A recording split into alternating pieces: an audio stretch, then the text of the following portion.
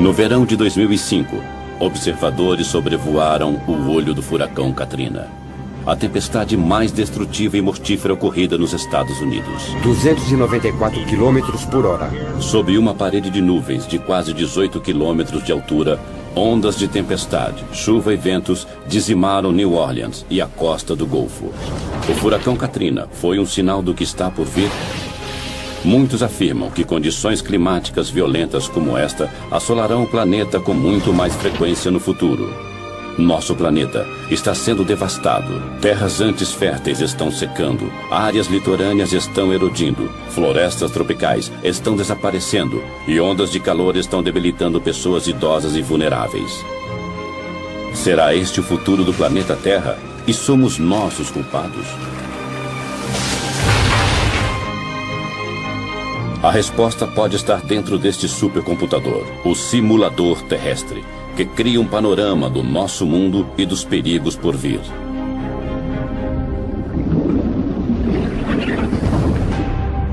Terra 2100, a Terra em 100 anos. Começa a surgir um mundo onde o aumento das temperaturas cria uma série de problemas. Tempestades violentas, poluição e inundações litorâneas. De acordo com a análise dos cientistas, mais problemas estão por vir.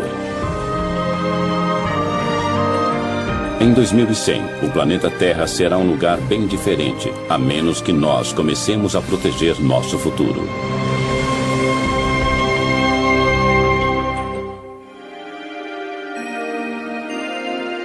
Num prédio que lembra o ginásio de uma escola, está um dos computadores mais velozes do mundo, o simulador terrestre. São 5.000 computadores interligados para processar dados na velocidade impressionante de 35 trilhões de cálculos por segundo.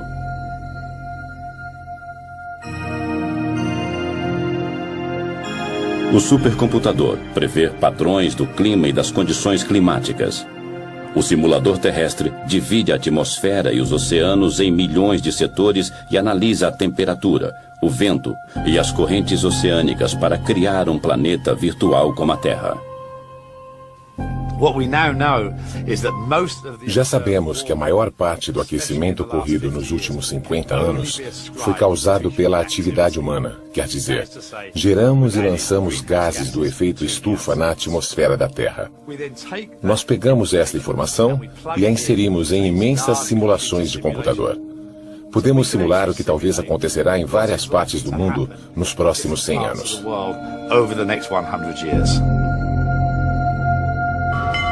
O simulador terrestre previu um desastre natural no litoral do Brasil.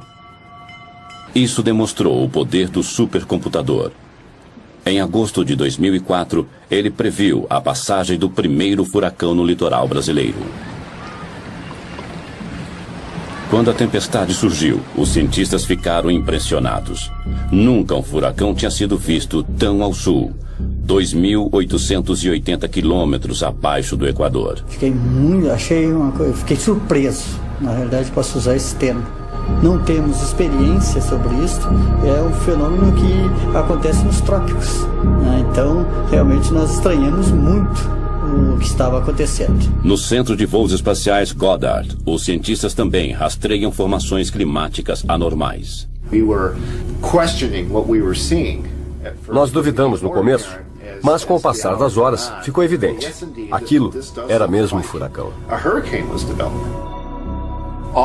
Todas as provas que vimos de vários satélites nos 2 dias seguintes indicaram de forma cada vez mais convincente. Um furacão categoria F1 ia atingir o litoral do Brasil. Nunca um furacão havia surgido tão ao sul. As simulações mostram que estamos criando condições que às vezes provocarão furacões em locais onde eles nunca surgiram. O furacão, também chamado de ciclone e tufão, forma-se geralmente numa área em torno do Equador e se desloca para latitudes mais altas. Não havia registro de furacões ao sul do Atlântico. Além disso, essa área de baixa pressão formou-se não nos trópicos, mas numa zona temperada. A tempestade foi batizada de Furacão Catarina. Ela matou 11 pessoas e destruiu e danificou milhares de casas. As famílias ainda relembram as vítimas do primeiro furacão do país.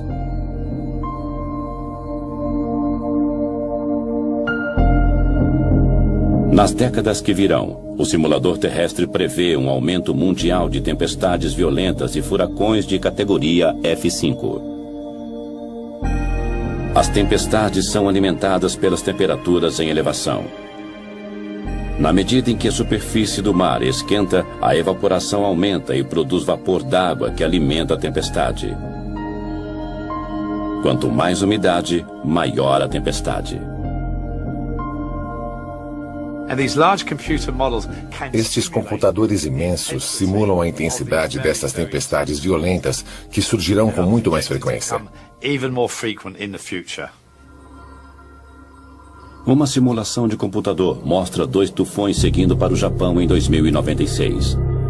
Parece que os dois atingirão o litoral japonês, mas no último instante um deles desvia para o norte. O outro se choca contra a ilha de Shikoku com o mesmo impacto do furacão Katrina. A tempestade traria quantidades imensas de chuva, 60 centímetros em 48 horas. Uma combinação de ondas de tempestade e o transbordamento de rios inundariam as ruas da cidade e áreas vizinhas. Com ventos de 288 km por hora, as lojas e casas de Shikoku seriam dizimadas. Árvores imensas seriam arrancadas do chão durante o ataque impiedoso do tufão. Ninguém sairia ileso do bombardeio do tufão de categoria 5.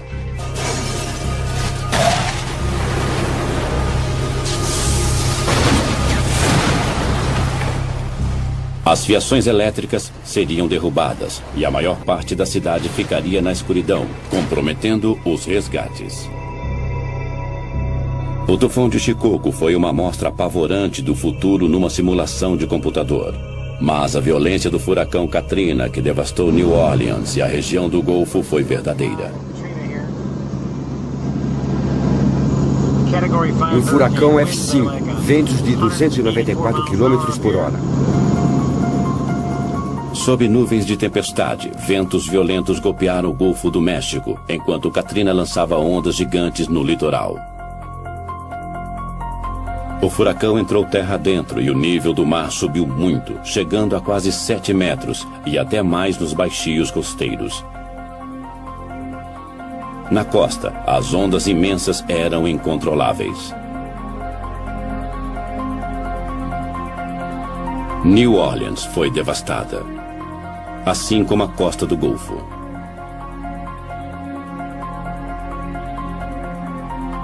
O furacão Katrina lançou uma trilha de destruição até onde os olhos podiam alcançar. Foi o pior desastre natural da história dos Estados Unidos. O Katrina deixou para trás milhares de sonhos destruídos.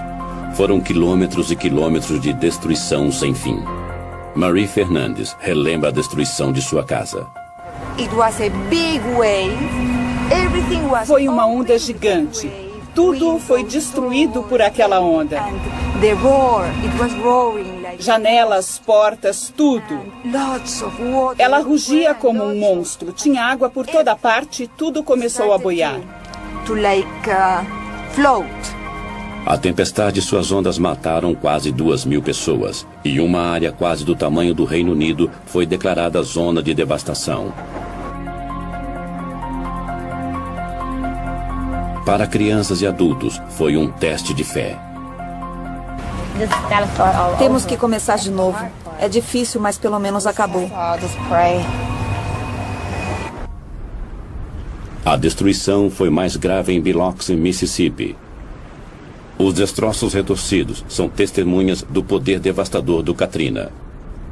Fotos aéreas de uma ponte mostram o antes e o depois do furacão. As ondas destruíram casas a quase 2 quilômetros de distância da costa. Quando voltou ao local, Beth Matter ficou desolada. Você trabalha a vida toda e acha que está tranquilo, aposentado, mas ver o vento levar tudo...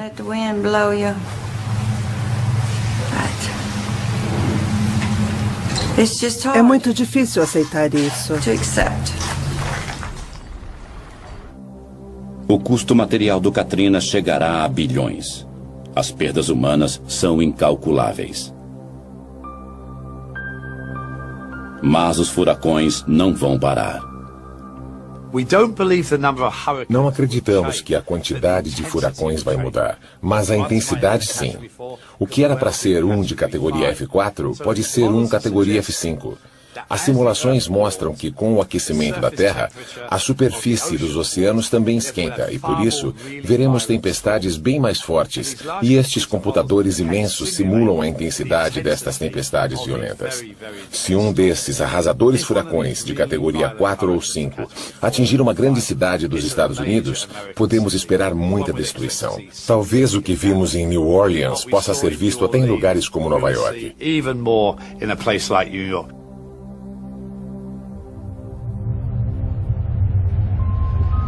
Autoridades federais e municipais analisam o poder de destruição de um furacão de categoria 5 e a tempestade que o acompanharia se chegassem a Nova York. É uma previsão sombria. Os problemas começariam horas antes do furacão atingir a costa, como pontes derrubadas por ventos violentos, e dirigir seria extremamente perigoso. Os arranha-céus de Nova York ficariam vulneráveis com ventos de mais de 200 km por hora. No solo não seria mais seguro, pois a inundação impediria os moradores de fugir de carro ou metrô.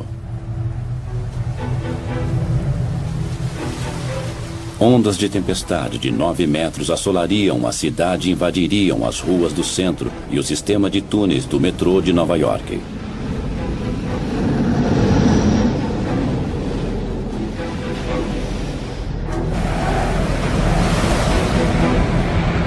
As ondas inundariam o túnel Holland, uma rota importante para sair da cidade.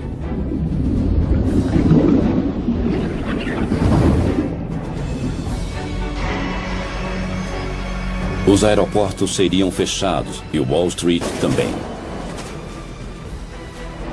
Nova York poderia ficar isolada do mundo e seus sistemas econômicos e financeiros ficariam paralisados.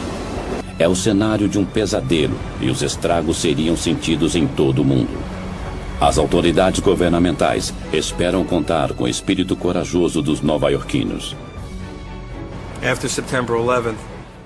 Depois de 11 de setembro, havia muita gente disposta a ajudar a cidade numa hora difícil. Talvez aconteça o mesmo com a passagem de um furacão.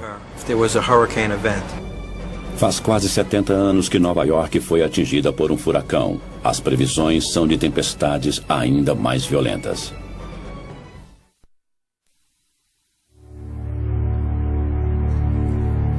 As ondas de calor são outro problema letal do aquecimento global. Desde a Revolução Industrial, o dióxido de carbono aumenta velozmente. As temperaturas globais subiram cerca de 9 graus e a previsão é de que esquente ainda mais. Nos próximos 100 anos, no ano 2100, a Terra aquecerá de 1,4 graus até 5,8 graus Celsius. A temperatura poderia subir acima de 50 graus. Em alguns locais, as temperaturas elevadas serão uma ameaça à vida. Em agosto de 2003, Paris sofreu com uma intensa e mortífera onda de calor. 10 dias de calor escaldante com temperaturas de mais de 35 graus Celsius. Naquele verão, a França ficou totalmente seca. E em agosto, a zona quente de alta pressão que fica normalmente sobre o norte da África deslocou-se e assolou toda a França e grande parte da Europa. O calor permaneceu no continente por mais de 10 dias. O clima seco e quente criou uma onda de calor fatal.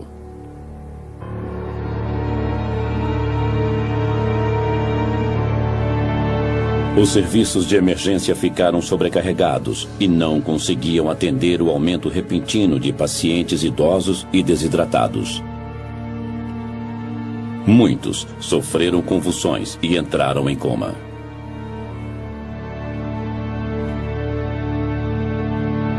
Surchargé, étouffé, j'imagine. O hospital ficou sobrecarregado.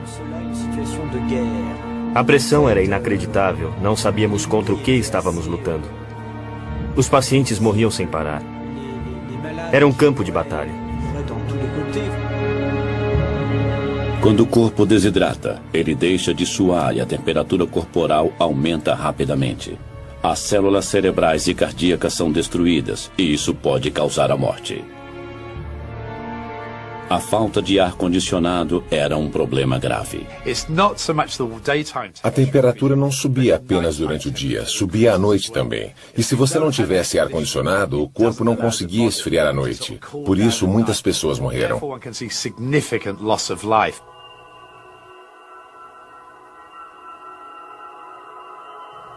O calor matou mais de 10 mil pessoas só na França. Na Europa, as mortes foram mais de 30 mil.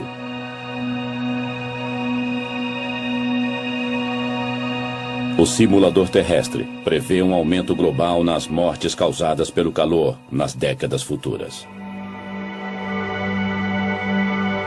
As zonas vermelhas mostram as áreas de maior risco. Na Europa, regiões frias serão atingidas por temperaturas fatais. A previsão mostra que temperaturas mortíferas podem também atingir China, Japão e o resto do leste da Ásia. O Dr. Larry Kalkstein, da Universidade de Delaware, usa as informações do supercomputador para calcular mudanças futuras nas mortes urbanas devido a ondas de calor. Em Tóquio, as mortes podem aumentar 2,5 vezes em 50 anos. Após 100 anos, as mortes poderão aumentar 11 vezes. Em Londres, esse aumento chegará a 47 vezes em 2100. E em Nova York, haverá 43 vezes mais mortes causadas pelo calor no mesmo período. Os cálculos das 6 maiores cidades do mundo mostram um grande aumento nas mortes causadas por altas temperaturas nos próximos 100 anos. Os resultados foram mais devastadores nas cidades ao norte, regiões frias atualmente. Perto da linha do Equador, poucos morreriam pelo calor, porque o calor é o mesmo todo dia. É quente, mas é igual. Mas Tóquio, Nova York, Toronto e Paris são locais mais vulneráveis, porque num dia pode fazer 35 graus e no outro pode fazer 20 graus. As pessoas não estão acostumadas, a estrutura urbana não está preparada. As casas não são adaptadas para isso.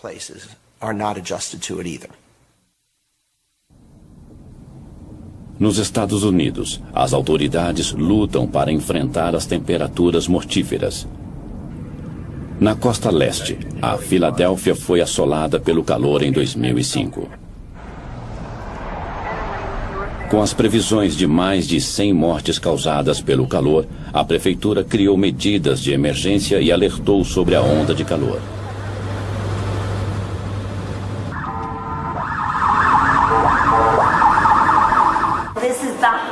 É o dia mais quente do ano que, com a alta umidade, produzem uma combinação perigosa. Eu sou Lori. A televisão e o rádio alertavam sobre as altas temperaturas. 36 graus, o dia mais quente do ano. O Departamento de Saúde Pública da Filadélfia criou uma linha exclusiva para orientar as pessoas a sobreviverem ao calor. É pagar a conta ou comprar um ar-condicionado. As janelas estão abertas? Não tem nenhuma janela aberta? Beba muita água. Se tiver algum problema, ligue de novo. Mandaremos uma enfermeira. 700 voluntários do Departamento de Saúde patrulharam a cidade. Eles visitavam cidadãos idosos e outros em risco para checar seu estado. Está quente, mas eu estou bem. Olá, como você está? Estou passando roupa. O ar-condicionado está ligado? Está. Ótimo. Eu vim saber se você está bem. Falo com você depois. O esforço valeu a pena. 12 pessoas morreram, embora as autoridades tivessem previsto mais de 100 mortes. Os esforços da cidade de Filadélfia salvaram vidas. Mas as grandes cidades não são as únicas a enfrentar o calor devastador. As temperaturas elevadas destroem plantações, pastos e florestas tropicais. As mudanças climáticas estão afetando a vida e o plantio em muitas partes do mundo. Uma viagem até a China mostra como as mudanças climáticas estão afetando regiões da Ásia. Esta área era uma planície verde, mas o superpastoreio está transformando a paisagem num deserto, e os cientistas estão alarmados porque o aquecimento global está acelerando o processo.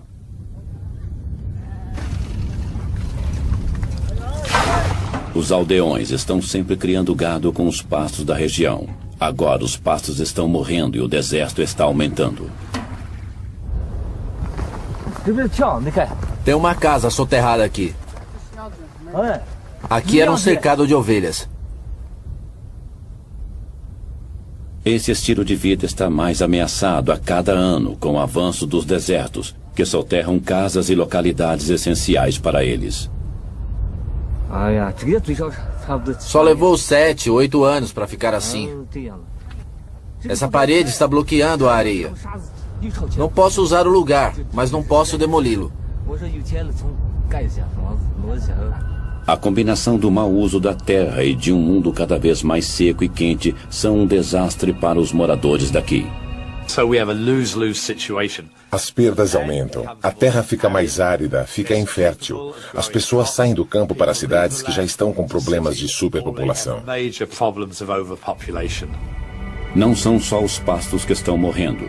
Do outro lado do mundo, as florestas tropicais brasileiras estão desaparecendo. A água e a vegetação interagem para formar o ecossistema rico da floresta amazônica. Atravessando a floresta está o maior rio do mundo em volume de água, o Rio Amazonas. Em agosto e outubro de 2005, houve uma estação de seca recorde e o mundo viu uma amostra de como o Rio Amazonas pode ficar daqui a 100 anos. Este curso d'água poderoso, que atinge quase 10 quilômetros de largura em alguns trechos, literalmente secou. O verde claro é grama.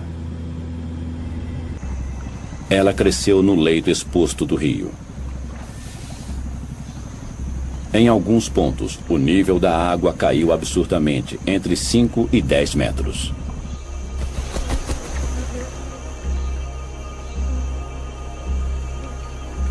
Os peixes mortos flutuavam. Quando o nível da água desceu, a água restante não continha oxigênio suficiente para manter os peixes vivos. Eles se tornaram um alimento fácil para os carniceiros. 48 anos que eu tenho aqui, nesse local, morando aqui, e nunca tinha visto uma seca dessa que nem aconteceu esse ano, né? Porque ainda está morrendo lá dentro, mas não estamos mais pegando, devido à água estar poluída já pela mortandade que morreu, né? A seca rigorosa foi atribuída às estranhas temperaturas quentes na superfície do Oceano Atlântico. Geralmente, o ar que suga a umidade das águas do Atlântico paira sobre a bacia do Amazonas e atinge a Cordilheira dos Andes. Na medida em que o ar sobe, as nuvens se formam e despejam a umidade em forma de chuva. A chuva evapora para formar mais nuvens novamente e o ciclo continua.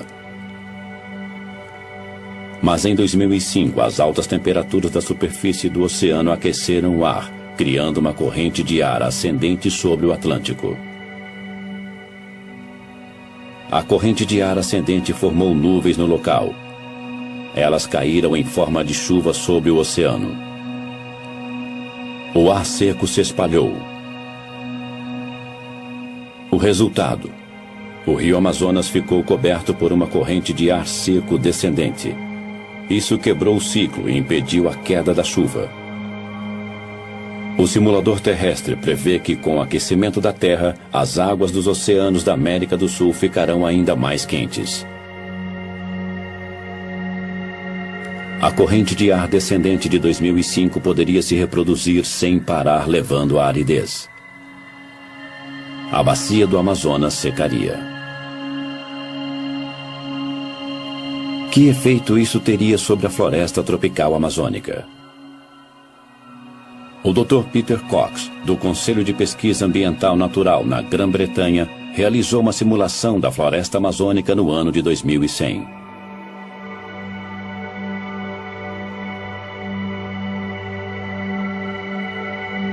O resultado foi chocante. A simulação mostra as mudanças nas florestas, numa área que inclui a floresta tropical amazônica.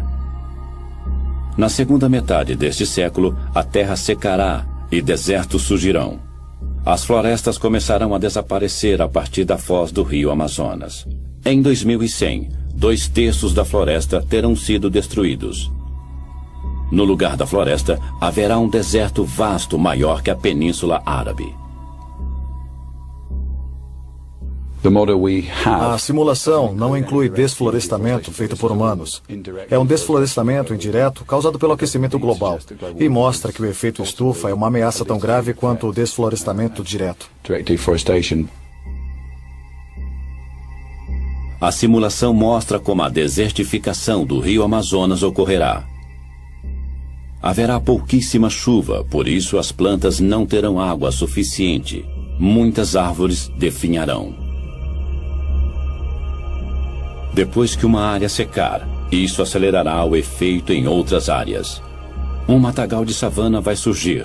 Depois ele se tornará grama. Na medida em que o clima secar, nem a grama resistirá.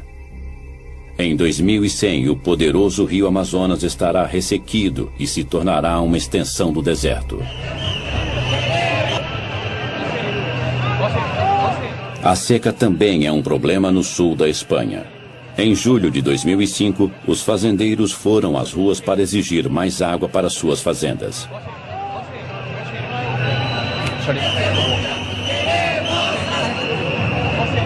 A queda de chuva em 2005 na Espanha diminuiu 50% e a capital, Madrid, teve sua menor queda de chuva em 145 anos.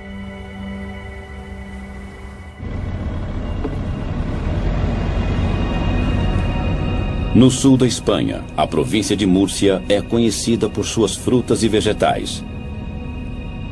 À primeira vista, este pomar de pêssegos parece verde.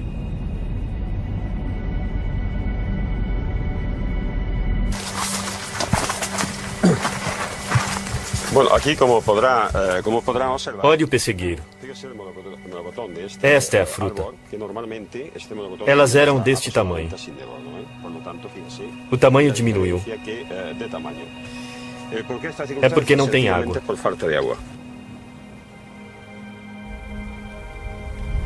E não são só as frutas. A mesma seca histórica também foi um golpe duro para a produção de grãos.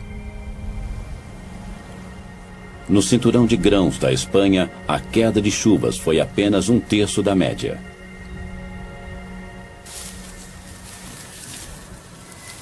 A família de Tomás Lourenço tem plantado há gerações. E o trigo sempre foi um alimento importante nos 90 hectares da fazenda. Lourenço conhece os sinais de uma boa plantação. Normalmente, pode 90 centímetros, 1,20 m. Tem 1 metro. Geralmente é desta altura. Você tem que afastá-los para andar. Para poder andar.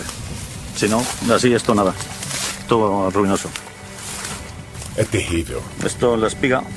Não tem grãos dentro. Olhe, totalmente vazio. Nada. Isto não... Nada.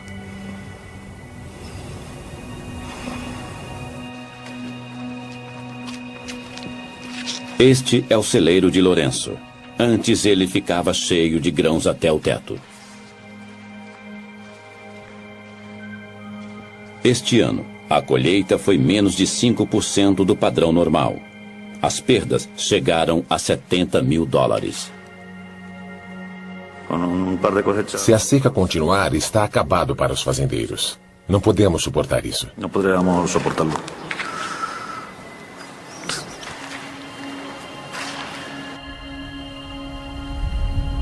A seca destruiu a colheita de grãos da Espanha em mais de 40%. O governo teve que apelar à União Europeia para uma ajuda de 8 milhões de toneladas de grãos.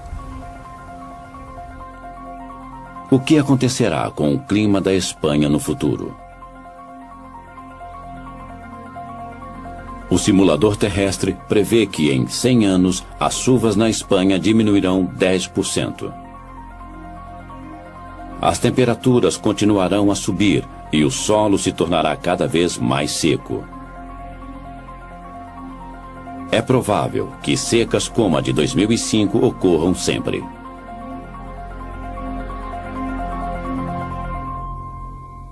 A falta de água tem sacrificado a produção agrícola em todo o mundo. Esta projeção, feita pelo simulador terrestre, mostra a produção de alimentos no futuro. As áreas verdes mostram o aumento da produção de alimentos. As vermelhas mostram a diminuição.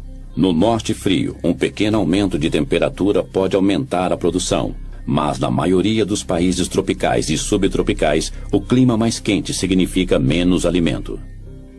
O Mediterrâneo, a África e o sudeste da Ásia padecerão seriamente. Mas a maior perda de colheitas será nos Estados Unidos e na América Central. Em alguns locais, a produção cairá para menos da metade. No mundo, 54 milhões de pessoas entrarão para a lista de famintos.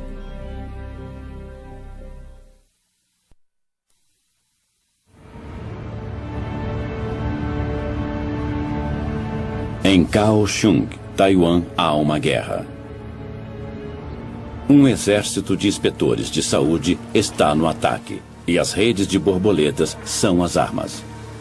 O inimigo é uma espécie de mosquito africano que carrega o vírus mortífero da dengue, e o aquecimento global é aliado do inseto.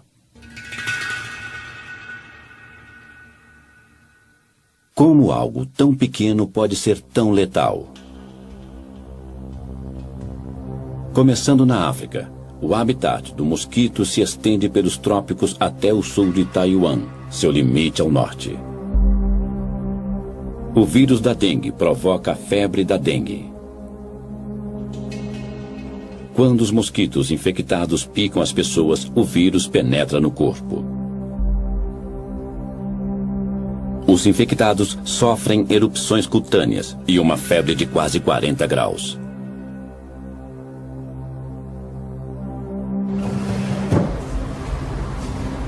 Yao Shaosheng, morador de Kaohsiung, perdeu a esposa com a febre da dengue em 2002.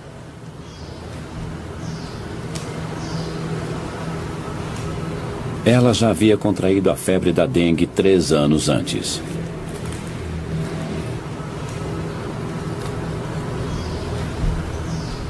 E morreu ao contrair a doença pela segunda vez. A minha mulher teve a febre antes, mas não foi grave. Nunca pensei que ela morreria na segunda vez. O vírus da dengue chega a Taiwan vindo dos mares todo ano. Mas quando a temperatura cai abaixo de 20 graus, o mosquito que carrega o vírus e todas suas larvas morrem. No inverno, o mosquito é exterminado. Mas agora, os hóspedes indesejáveis estão ficando por mais tempo. Historicamente, as temperaturas de inverno em Taiwan caem abaixo dos 20 graus e têm eliminado o vírus. Mas desde 1997, as temperaturas têm permanecido acima deste limite crucial. E o mosquito e o vírus letal que ele carrega sobrevivem o ano todo. As larvas do mosquito que carrega o vírus da dengue conseguiram sobreviver ao inverno de 2001 e 2002, causando uma epidemia.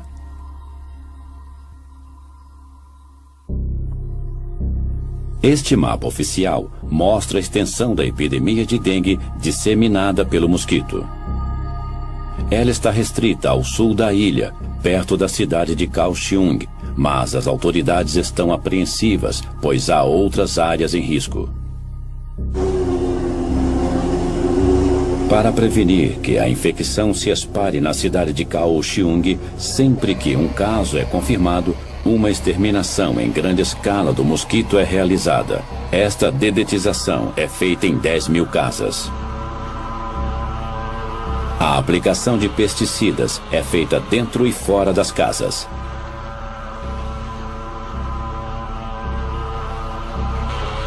A dedetização é um trabalho difícil, mas ela tem evitado a repetição da epidemia de 2002.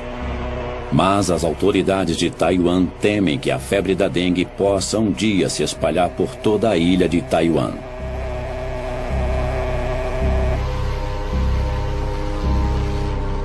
Não é só um problema de Taiwan. O aquecimento global está criando novos locais de reprodução deste vírus. A dengue é uma doença grave. Metade da população do mundo estará em risco em 2080.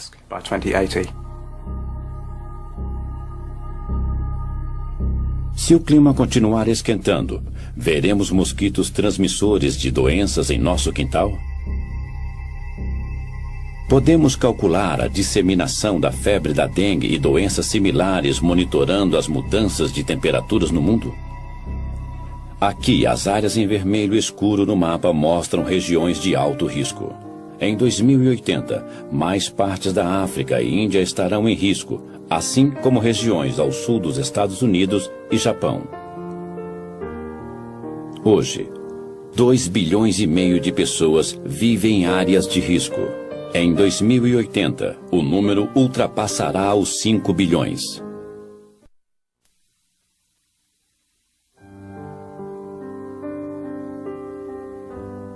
De acordo com o simulador terrestre, as temperaturas mais altas também afetarão as calotas polares. O dano é tão grave que a camada permanente de gelo desaparecerá em 2070. No final deste século, estima-se que as calotas de gelo derretidas elevarão o nível dos oceanos em mais de 90 centímetros, colocando em risco milhões de pessoas que vivem à beira-mar. Na ilha de Shishmahev, os moradores já sentem os efeitos do aquecimento global. Localizada no litoral do noroeste do Alasca, esta ilha estreita tem cerca de 5 quilômetros de extensão e apenas 600 moradores. A maioria dos moradores é de indígenas norte-americanos que vivem da caça e pesca. Hoje, eles procuram um novo lugar para viver. Nos últimos anos, o litoral diminuiu drasticamente devido à erosão e muitos moradores perderam suas casas.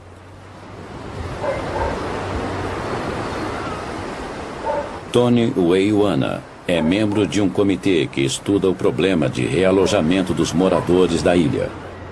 Nos últimos 9 anos, ele tem acompanhado os danos da erosão litorânea.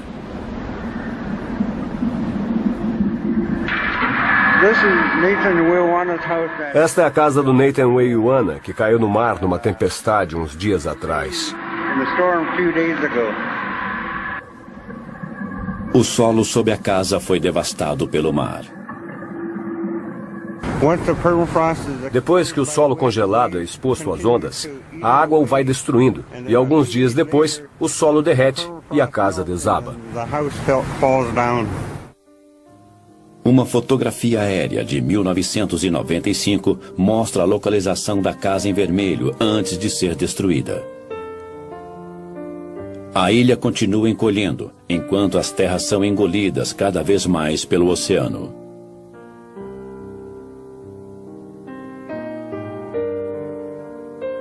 Em apenas uma década, o litoral recuou em quase 60 metros. Tony tem filmado a erosão. Em alguns locais, pedaços de terra de 38 metros ilha dentro desapareceram da noite para o dia. A erosão é veloz porque grande parte do solo da ilha é solo congelado perene, o permafrost.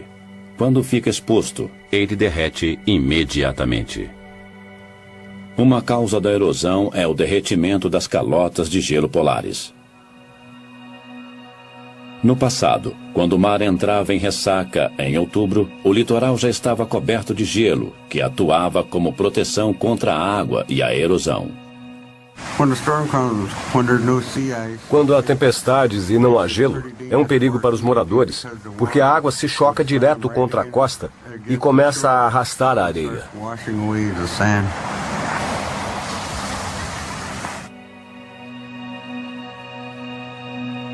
Os satélites e outros tipos de dados mostram que a camada de gelo de outubro diminuiu mais de 480 quilômetros ao norte nos últimos 30 anos.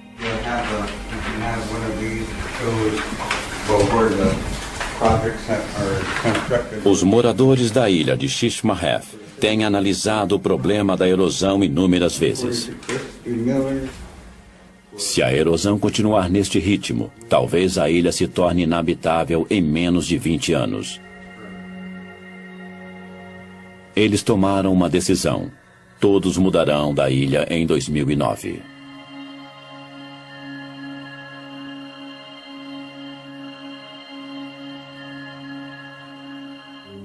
Eles não querem conflito com outras comunidades. Querem evitar isso a todo custo, mudando para outra cidade. Nunca os moradores tiveram que enfrentar uma provação dessas.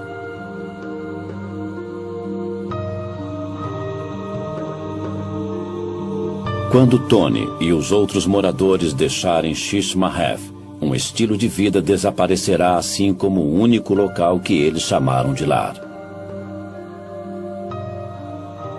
No Alasca, quase 184 aldeias já perderam praias e permafrost, devido às altas temperaturas. Mas isso é só o começo. Há muitas ilhas e litorais que serão engolidos pelo mar. Quase 2.600.000 quilômetros quadrados de terra sumirão com o aumento do nível do mar. Muitos países de regiões baixas como Kiribati, Tuvalu e as Maldivas ficarão praticamente submersos. Alguns podem até desaparecer. Milhões que moram no litoral perderão seus lares. 10 milhões nos Estados Unidos, 27 milhões na Indonésia e 33 milhões no Vietnã. 260 milhões no mundo todo. 1/4 bilhão de refugiados do aquecimento global. As simulações de computador nos ajudam a prever o futuro do planeta. Elas mostram um mundo sob ataque.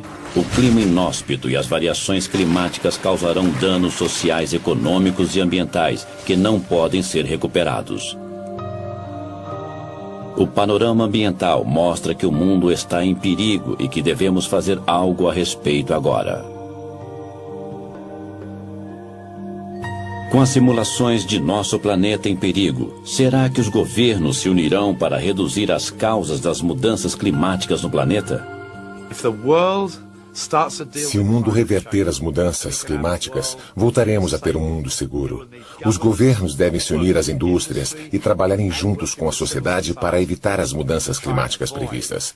Que mundo queremos para os nossos filhos e netos?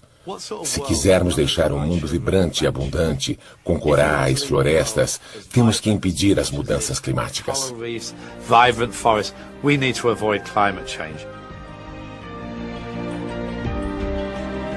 A raça humana tem a sabedoria para salvar o mundo? Enquanto o debate continua, as temperaturas continuam subindo, nos levando a um ponto onde não há mais volta.